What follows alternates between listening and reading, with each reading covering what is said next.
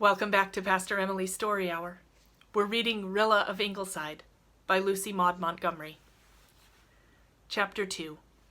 Dew of Morning. Outside, the Ingleside lawn was full of golden pools of sunshine and plots of alluring shadows. Rilla Blythe was swinging in the hammock under the big Scotch pine. Gertrude Oliver sat at its roots beside her, and Walter was stretched at full length on the grass, lost in a romance of chivalry wherein old heroes and beauties of dead and gone centuries lived vividly again for him.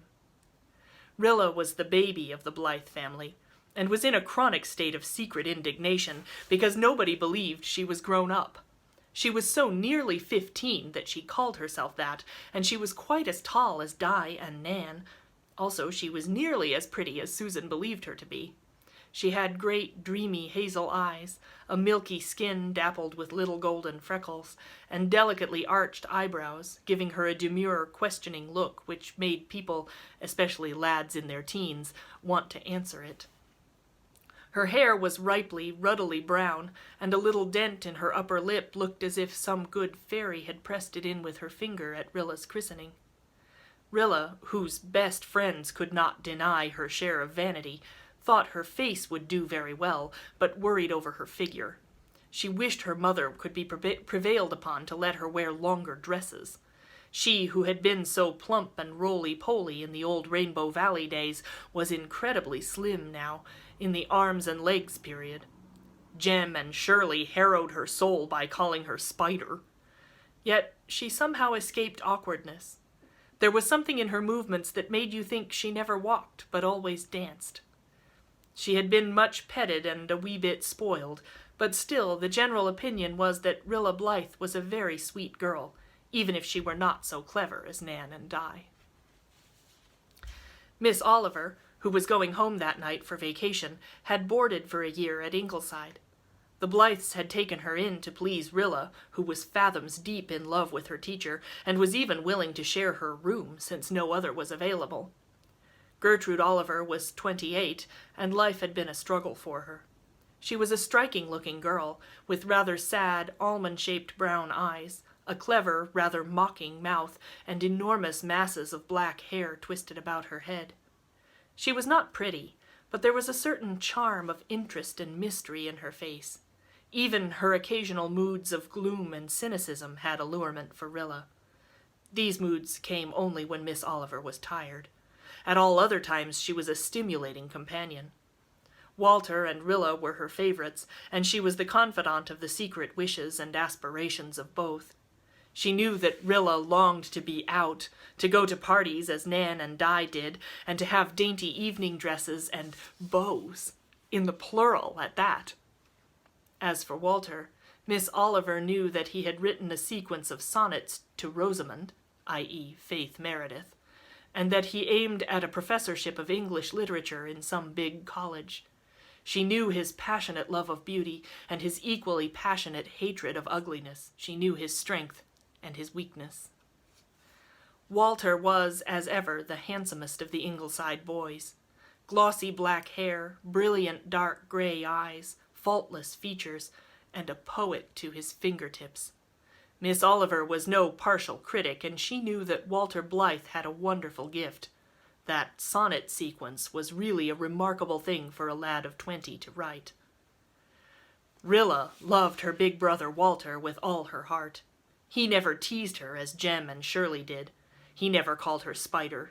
His pet name for her was Rilla my Rilla, a little pun on her real name, Marilla. She had been named after Aunt Marilla of Green Gables, but Aunt Marilla had died before Rilla was old enough to know her very well, and Rilla detested the name as being horribly old-fashioned and prim. Why couldn't they just have called her by her first name, Bertha, which was beautiful and dignified, instead of that silly Rilla? She did not mind Walter's version, but nobody else was allowed to call her that, except Miss Oliver now and then. She would have died for Walter, if it would have done him any good, so she told Miss Oliver. Rilla was as fond of italics as most girls of 15 are, and the bitterest drop in her cup was her suspicion that Walter told Di more of his secrets than he told her. He thinks I am not grown up enough to understand," she had once lamented rebelliously to Miss Oliver. "But I am!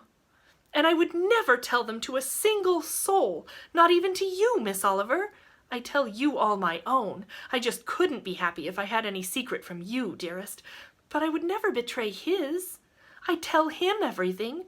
I even show him my diary. And it hurts me dreadfully when he doesn't tell me things. He shows me all his poems, though. They are marvelous, Miss Oliver. Oh, I just live in the hope that someday I shall be to Walter what Wordsworth's sister Dorothy was to him. Wordsworth never wrote anything like Walter's poems, nor Tennyson either." "I wouldn't say that. Both of them wrote a great deal of trash," said Miss Oliver dryly. Then, repenting as she saw a hurt look in Rilla's eye, she added hastily, "But I believe Walter will be a great poet, too, some day, and you will have more of his confidence as you grow older." "When Walter was in the hospital with typhoid last year, I was almost crazy," sighed Rilla, a little importantly. "They never told me how ill he was until it was all over. Father wouldn't let them.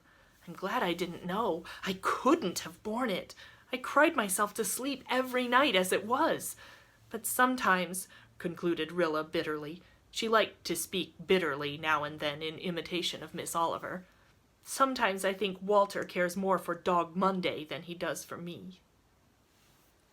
Dog Monday was the Ingleside dog, so called because he had come into the family on a Monday when Walter had been reading Robinson Crusoe. He really belonged to Jem, but was much attached to Walter also. He was lying beside Walter now, with nose snuggled against his arm, thumping his tail rapturously whenever Walter gave him a pat. Monday was not a collie or a setter or a hound or a Newfoundland. He was just, as Jem said, plain dog. Very plain dog, other uncharitable people added. Certainly Monday's looks were not his strong suit. Black spots were scattered at random over his yellow carcass, one of them blotting out an eye. His ears were in tatters, for Monday was never successful in affairs of honor. But he possessed one talisman. He knew that not all dogs could be handsome, or eloquent, or victorious, but that every dog could love. Inside his homely hide beat the most affectionate, loyal, faithful heart of any dog since dogs were, and something looked out of his brown eyes that was nearer akin to a soul than any theologian would allow. Everybody at Ingleside was fond of him, even Susan. On this particular afternoon, Rilla had no quarrel on hand with existing conditions. "Hasn't June been a delightful month?" she asked, looking dreamily afar at the little quiet silvery clouds hanging so peacefully over Rainbow Valley. "We've had such lovely times, and such lovely weather. It has been just perfect in every way." "I don't half like that," said Miss Oliver with a sigh. "It's ominous, somehow. A perfect thing is a gift of the gods, a sort of compensation for what is coming afterwards. I've seen that so often that I don't care to hear people say they've had a perfect time. June has been delightful, though." "Of course, it hasn't been very exciting," said Rilla. "The only exciting thing that has happened in the Glen for a year was old Miss Mead fainting in church. Sometimes I wish something dramatic would happen once in a while." "Oh, don't wish it. Dramatic things always have a bitterness for someone. What a nice summer all you gay creatures will have, and me moping at Lowbridge." "Well, you'll be over often, won't you? There's going to be lots of fun this summer, and I'll be just on the fringes of things as usual, though, I suppose. It's horrid when people think you're a little girl when you're not." "There's plenty of time for you to be grown up, Rilla.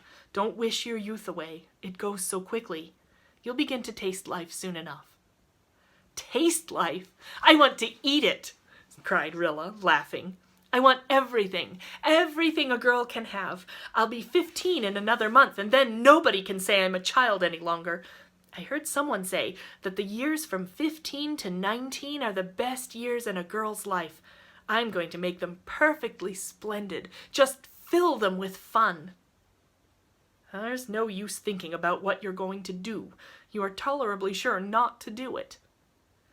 "Oh, but you do get a lot of fun out of the thinking," cried Rilla. You never think of anything but fun, you monkey, said Miss Oliver indulgently, reflecting that Rilla's chin was really the last word in chins. Well, what else is 15 for? But have you any notion of going to college this fall? No, nor any other fall. I don't want to. I never cared for all those ologies and isms Nan and Di are so crazy about. There's 5 of us going to college already. Surely that's enough. There's bound to be one dunce in every family. I'm quite willing to be a dunce if I can be a pretty, popular, delightful one. I have no talent at all, and you can't imagine how comfortable it is. Nobody expects me to do anything. And I can't be a housewifely, cookly creature either. I hate sewing and dusting, and when Susan couldn't teach me to bake biscuits, nobody could. Father says I toil not, neither do I spin. Therefore I must be a lily of the field, concluded Rilla with another laugh. You are too young to give up your studies altogether, Rilla. Oh, Mother will put me through a course of reading next winter. It will polish up her B.A. degree. Luckily, I like reading. Don't look at me so sorrowfully and so disapprovingly, dearest. I can't be sober and serious. Everything looks so rosy and rainbowy to me. Next month I'll be 15, and next year 16, and then 17. Could anything be more enchanting? Rap wood, said Gertrude Oliver, half laughingly, half seriously. Rap wood, Rilla my Rilla. Come back tomorrow for the next chapter.